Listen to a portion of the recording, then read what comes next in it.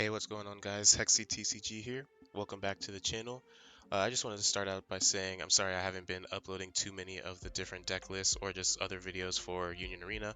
I just got very busy at the end of the year. My job honestly brings in overtime once it's around like Thanksgiving time to Christmas time just to help everybody go ahead and earn even more money just so they can help themselves out for the holidays and just all those kinds of things like that. But yeah, I promise that I'll be uploading as many videos as I can within the next few weeks to months. I do want to continue uploading content for you guys through ExBurst, Cardboard Kitsune. I might even go ahead and start trying to record some webcam matches based off of some Discord webcam matches at least. I keep finding a few people in the servers that have some decent cameras that I would be able to actually capture for you guys to watch. Other than that, I just got to figure out what other kinds of content I would like to do. But as you can see right here, or based off of the thumbnail, I'm currently going to go ahead and talk about one of the Demon Slayer decks that I came up with last night. I know it's not in the English format yet, and obviously the cards show Japanese writing on them, but once I go over them, you'll see on the right-hand side, the website has it translated into English for you, so that way you can understand it.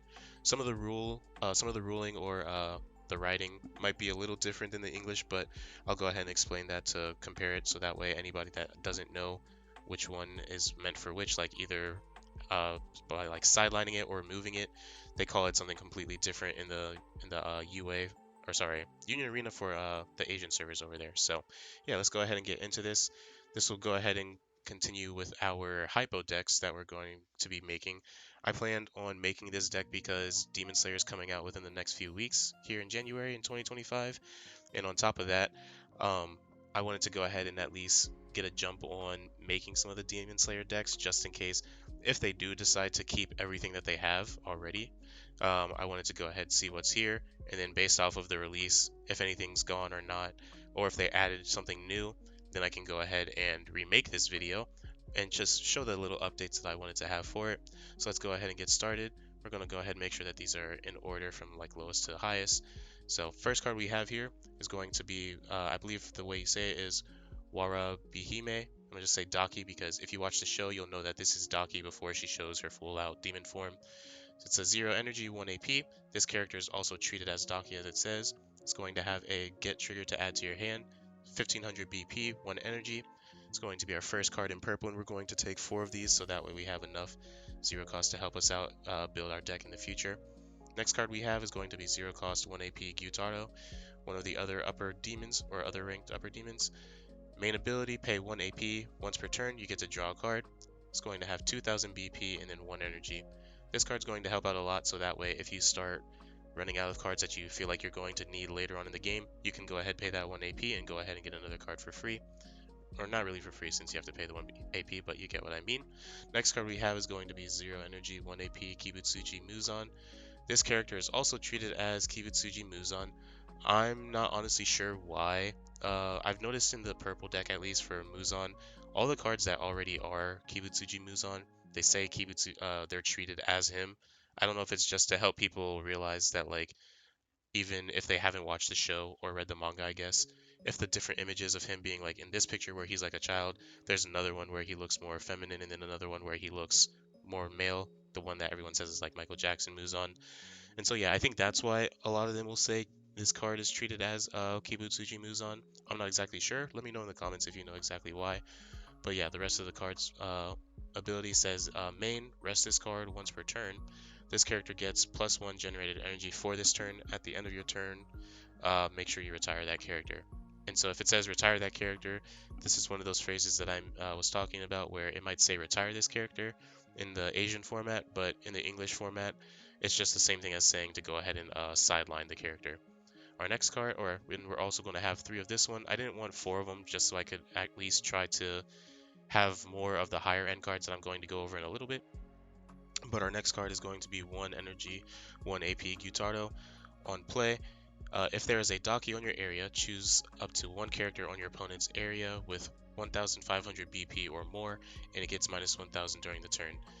This Gyutaro card is going to have 2500 BP and is going to have 1 energy to generate.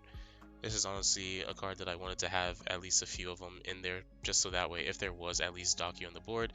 As you can see on the list that we have a few other options of Daki that we can have to be on our field, whether that's the 0 cost, 2 cost, 3 cost, or even the 4 cost. But just having her on the field is going to allow this Gyutaro right here to go ahead and take any character on their field that's 1500 or more, and we just go ahead and get a free minus 1k. That's going to be pretty helpful in my opinion. So let's go ahead and jump into the next one. Next one's going to be 1 energy, 1 AP, Nakime. On play, return one other character on your area with the required energy of 1 or less to your hand. If you cannot, return this character to your hand. So just like any of the other decks, this is going to be our 1/1 card that normally generates the 2 energy for you early game. Something that I feel like every deck is going to need just to have at least one card that has double energy. Um, this card's also, I don't remember if I said it, but yeah, 1500 BP and then 2 energy generated. And then our next card's going to be 2 energy, 1 AP Daki. This is one of our other Dakis that could be on our field to help out that Gyutaro that we just spoke of. The ability for this one is main, choose uh, one Daki raid character actually on your front line that is not in the raid state. So pretty much any raid Daki that does not have a card underneath it, that's another lower cost Daki or any Daki in general. Set it to active and place this card face up under that character. Then it becomes a raid state. So pretty much if you go ahead and play one of the raid Dakis without raiding it, so that way you can at least have something on your board. Let's say you just wanted to block somebody's attack, then you could go ahead during your next turn, just play out this 2 energy, 1 AP Daki, place it underneath that unrated Daki, and then it becomes rated immediately. So that's honestly pretty nice. I wanted to have at least 3 of this. I didn't want to not have this card because I felt like out of all the other English sets that are out, this is very unique to have a card that at least allows you to go ahead and take something that's not rated and then turn it into a raid if it's already on your board. I didn't think that that was something that could happen in Union Arena, but that's pretty cool. And so yeah, it also has the draw trigger, 3000 BP and generates 1 energy. And this is the Daki that we have that we would be placing that other Daki so that way we could raid her. This one's going to be our 3 energy, 1 AP raid Daki. On your turn, if there's a Gyutaro on your area, this character gets plus 500. So that pushes her up from 3500 BP to 4000, which is really nice. Whenever she is sidelined, or sorry, since this is retired, yeah, whenever she's sidelined, if there's a Gyutaro on your area, you may place 1 card from your hand to the outside area. If you did put one to the outside area, which is your sideline ability or your sideline, uh, play 1 card from your front line rested. So yeah, sorry. I know I said that was, or on the retire, that's pretty much sideline. I believe on retire is actually meant like if you just remove it. So if you remove that card, if there's a Gyutaro on your area, place 1 card from your hand to your sideline. And then if you did do that, you can play this card back onto your front line rested. So it's like you're pretty much getting rid of the card just to bring it back as long as there's a Gyutaro on your field and as long as you put 1 from your hand into your outside area. Next card that we have is going to be the 3 energy 2 AP Daki. On play or when it's retired, play 1 Gyutaro card with the required energy of 3 or less AP, or 3 or less energy and 1 AP from your outside area to your front line and set it to active. Then the active trigger is going to be activate 1 character and give it 3000 BP during this turn. BP that this card is going to have is 3000 BP and generate 1 energy for us. We also have the 4 energy 1 AP Daki. On play, if there's a Gyutaro on your area, choose up to 1 character on your opponent's area with 1500 or higher BP and it gets minus 1000 during this turn. The main ability, when it's on the front line, you can choose to do this ability only 1 time per turn. You pay 1 AP and you choose one of your Gyutaros on your area and give it plus 1 impact during this turn. It also has the active trigger to activate one of your characters if it's rested or even if it's already active and then give it plus 3000 BP. She has 4000 BP herself on this card and generates 1 energy if she's on your energy line. I wanted to have at least 3 of this card as well because I just feel like having impact thrown into this deck is going to help out a little bit since all of our cards aren't really too high power. Like yes, our raid Daki over here will go ahead and gain 500 BP to bring her up to 4k as long as we have one of our other Gyutaros on the field. But other than that, just having the plus 1 impact, I feel like it's going to help out, especially if the opponent doesn't have something that is at least a 4k on the front line yet. So then that way, if I wanted to, for example, go ahead and put +1 impact onto the Gyutaro back here, like I know the chances of them having a 2500 only on the front line by the time I would want to play this Daki would be very low, but you never know what could happen. You can always win something, lose something. It's a game of chance. And so that's why I honestly wanted to have at least 3 of these instead of 4. I felt like having 3 was going to give me enough chances to be able to add that impact onto one of the Gyutaros, either the one from earlier, the 1-in-1, or one of the 2 that we're about to get up to next in a couple seconds. But yeah, I feel like this card is just something that is needed as well for this deck to make sure that you can get those hits in while also lowering the BP of your opponent. Because since this one already goes ahead and does -1k, I believe there was another one that we saw earlier that also did that. Yeah, this guitar right here. If Daki is on the field as well, you go ahead and get -1005, or you do -1000 BP as well. So these 2 guys together can go ahead and get -2k on your field. I would say you probably want to have at least the 0 cost Gyutaro on your field at least. So then that way, by the time you go ahead and play it, you have this guy in your energy line most likely. Play this Daki, so that way, because he's on your energy, you go ahead and do -1k, and then you go ahead and play him again. So that way, because Daki's on your field, you can go ahead and at least get -2k with that. And then with that Daki being there, you'll probably have another Gyutaro on your field that you can go ahead and add the impact, or actually, since it's on your front line, once you place that second Gyutaro, sorry for the confusion, but since you'd play that Gyutaro after that Daki, you'd be able to add the impact onto him if you really wanted to. There's so many different options, so sorry if I sound a bit confusing with that. I'm still learning Union Arena myself. As I said before, this is really just something I'm going to throw into the HypoDeck video playlist, because I realistically want to make it a playlist that's me showing you guys what I think might be able to work, based off of my own personal knowledge of just being new to this card game and just new to card games in general. But then after the set itself drops, and then after a few weeks or a couple days, we'll see like what everybody else thinks as well, make our own little updates, and show you guys what we think might be our own personal pick. So yeah, our next card that we'll get into is going to be the 4 energy, 1 AP Raid Gyutaro. Once per turn, when this character attacks and wins a battle, set this card to active, so you pretty much go ahead and get double damage, which is really nice. Also, when you attack with this card, if there's a Daki on your area, you get to draw a card, so that's pretty cool too.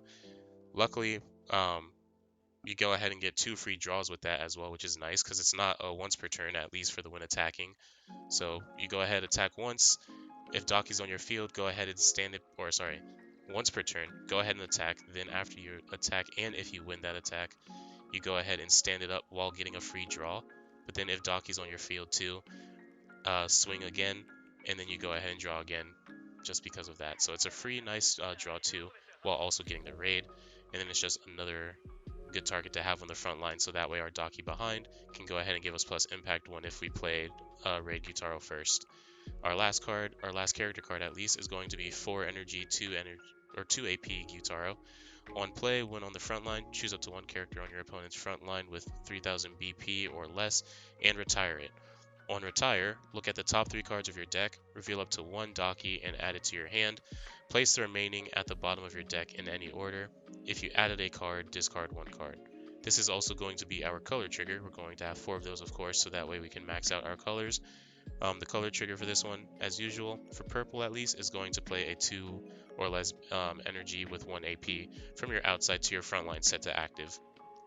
And this Gyutaro is going to have 4000 BP and produce 1 energy on the energy line if you decide to place him back there as well. Now, back to our events and fields. We are going to have 2 of these I'll Never Leave You. For the image, if you're not sure who it is, that is Daki and Gyutaro before they were turned into demons as they were kids. But what this card does, you get to look, I'm only going to have 2 of these. I had 3 at first, but I lowered it just so I could have more of some of the other cards in the actual character pile. I might honestly push this up to 3.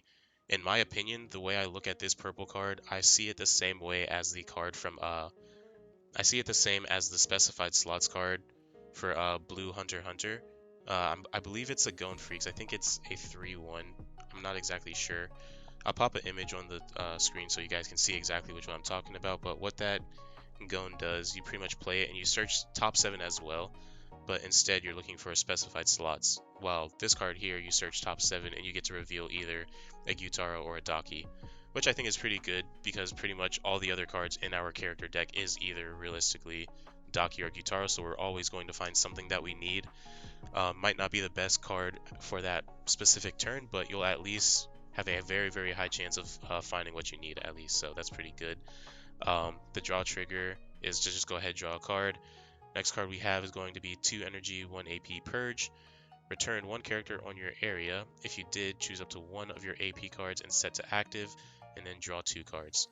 I think this card is honestly pretty nice, just because if you go ahead and retire one of your cards that's on your area, you just go ahead and get a free draw, and you also get to set one of your AP active. It's like a little miniature version of your Muzan's Blood, which is the card that allows you to set up or restand 2 AP like every other deck has with their own version of that.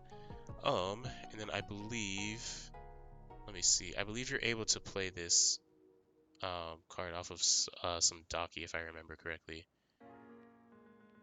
Yeah, so if you honestly play this, or if you have a Daki on the field that's already rated, you can honestly just play this guy, retire one of your cards on your area, so you pretty much go ahead retire this raid Daki, and then after you do that, restand 1 AP, so it's pretty much like a free AP reset. You pretty much pay 1, restand it, draw the 2.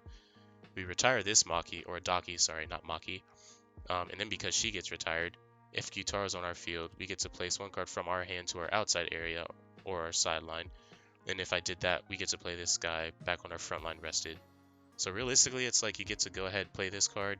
You get a draw 2, but then also technically -1 because you're putting 1 into your sideline because of this Daki's on retire effect.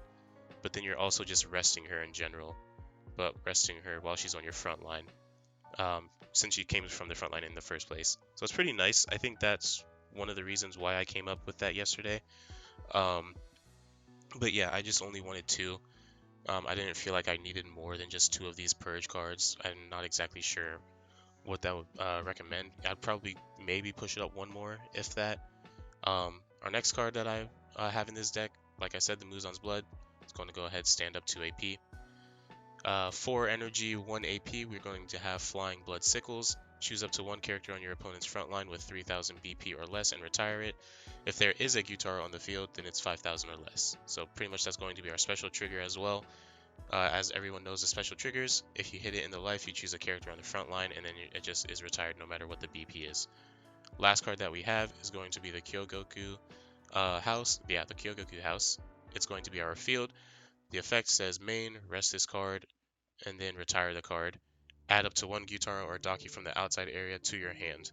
And then you get to add this card to your hand as well if it comes from life, and it produces 1 energy.